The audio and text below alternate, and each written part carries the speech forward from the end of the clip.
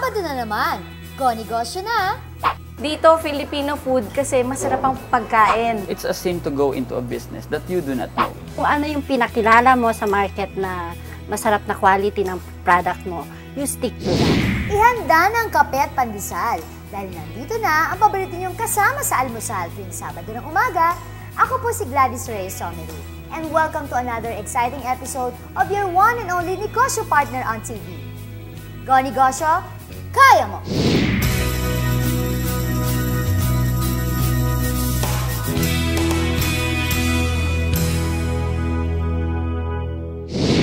Wishlist ng pasalubong from Baguio. Walis tambo? Check. Peanut brittle? Check. Ukay-ukay na jacket? Check. Strawberry jam? Naku, hindi mawawala yan. Check. Gulay? Siyempre check. Pero, makalimutan mo ng lahat, wag lang ang paborito ni Christoph na lengwa.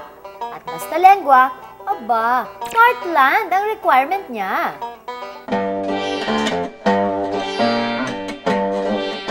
Kilala ang Heartland bilang isa sa mga in-demand na pasalubong brand para sa mga galing Baguio.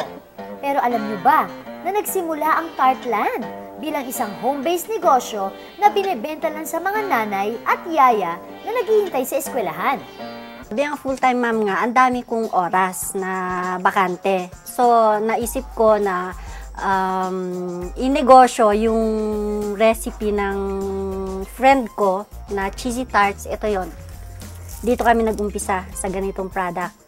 Ito, binibenta ko. Ang unang market ko were the mothers dun sa nursery school ng anak ko kasi paghatid ko sa kanila, nagsastay muna ako kasi para hindi sayang yung pamasahe, nauuwi ka muna, tapos babalik ka na naman. So, ang daming nanay doon na naka-standby lang, nagkukwentuhan. So, parang naisip ko, parang grab the opportunity kasi may market na ako doon eh. So, binibentahan ko sila na ganito. I started with them.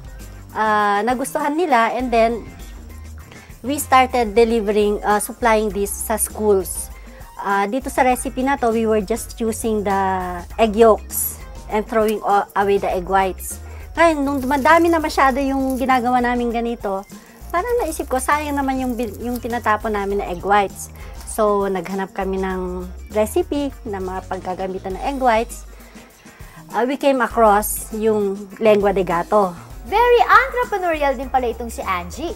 Creative na, madiskarte pa. At dahil nga sa negosyo traits niyang ito, nagawa niyang palakihin at taunlarin ang Heartland into becoming one of the most sought pasalubong galing sa Baguio. So far kasi with respect to challenges, it has always been since I started this business, it has always been positive problem. The challenge there is to meet the demand, always meet the demand of the market. Like nung nag-tarts kami, nag-expand kami ng outlet. So, na-challenge kami lagi to increase the production. Ganun din sa lengua. Kaya, I would say so far, wala pa naman yung talagang negative na problem na encounter namin so far. Hindi lang magaling na negosyante itong si Angie. Alam niyo bang naglaan na rin siya ng mga kwarto sa bahay niya mismo para sa kanyang mga empleyado? So, Miss Angie, may tips ka ba na maibibigay para sa mga nanay na gusto rin makapagsimula ng negosyo katulad ng naabot mo? Well, I would say never compromise on quality. Pag nag-mass produce ka, huwag mo nang i-adulterate yung recipe mo. Kung ano yung pinakilala mo sa market na masarap na quality ng product mo, you stick to that. Now, with respect to rising cost of production, ganyan, there are so many things you can do with that, like innovate on the packaging. You have to think of ways how to package your product na medyo makakamura ka, and you have to give back with whatever you get from yung business mo, yung business ko.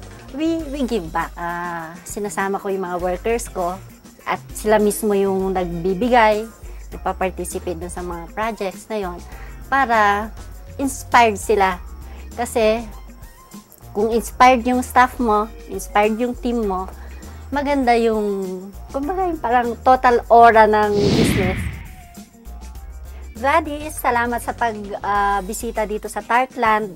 Alam kong gusto mo ng pasalubong. Ang pasarabo pala ay Ilocano term ng pasalubong, kaya Tartland Baguio Pasarabo. Bibigyan kita ng pasarabo galing sa akin.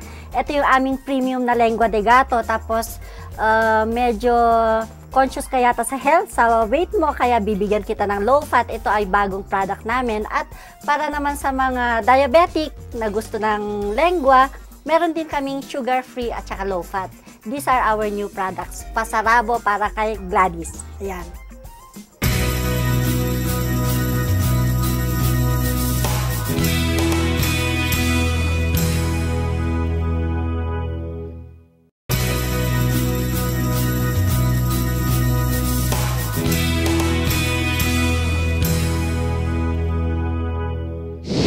Alam niyo po mga kago-negosyo, sa tagal na natin na magkakasama, isang malaking accomplishment po para sa amin na marami kami natutulungang mga negosyante at negosyante wannabes. Kaya naman po nakakataba ng puso dahil we have with us Mr. Zaid Dabo, isa pong certified go-negosyo negosyante. Dahil na-inspire po siyang magnegosyo dahil sa ating mga go-negosyo campaign. Welcome to the show, Zaid! Yes, Oo, so ikaw naman, hindi ka bago sa pagnenegosyo, di ba? Dahil 2001 ay meron ka ng business, ito nga yung car sales.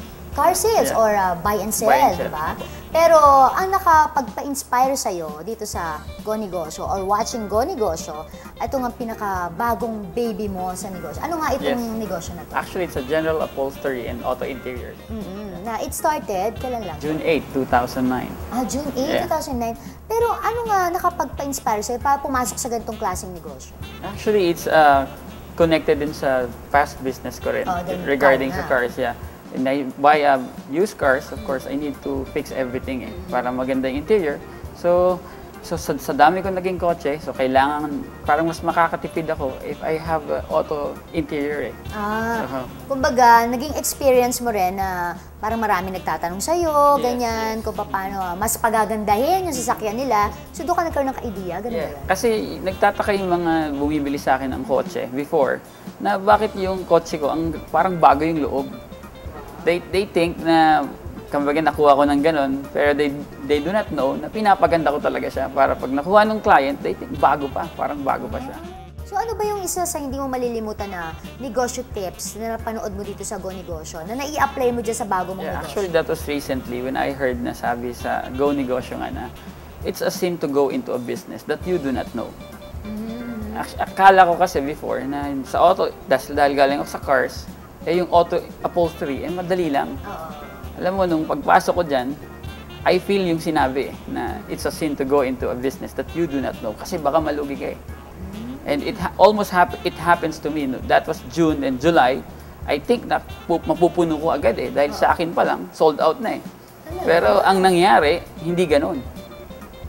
Parang ang dami palang pagdadaanan dyan na kala mo maganon lang kasimple, pero hindi pala.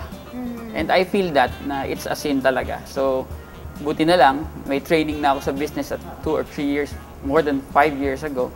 So, I could just easily adjust na ito pala yung dapat kong gawin. At dahil nga related siya doon sa una mong business, kaya hindi ka naman nahirapan na mag-adjust, di ba? Ito sa bago mong baby, o kumbaga dito sa bago negosyo na pinasok mo. Pero so far, ano yung masasabi mong trial na nadaanan mo para pagsubok doon nga sa pagpasok dyan sa bago mong negosyo? Bukod dun kasi sa mga materials and everything, yung sewing machine, pagkakausap mo yung mga nagbebenta sa'yo niyan, parang okay eh. Parang pag tinedemo nila, it's okay. Pero pag ginagamit mo na dun sa mismong trabaho mo na, hindi ganun yung lumalabas. So, ako kasi very particular ako sa quality. Yes. Madali kasi yung mag-promote or mag-advertise eh. Pero pag nandiyan na yung client, problema, hindi mo na magawa. Yeah, so, yun yung naging parang napakahirap sa akin. Hands-on talaga ako. Every time na it took me 2 months na nagbantay talaga. Hindi ako tumatanggap ng customer kasi hindi namin ma-master yung dapat namin gawin.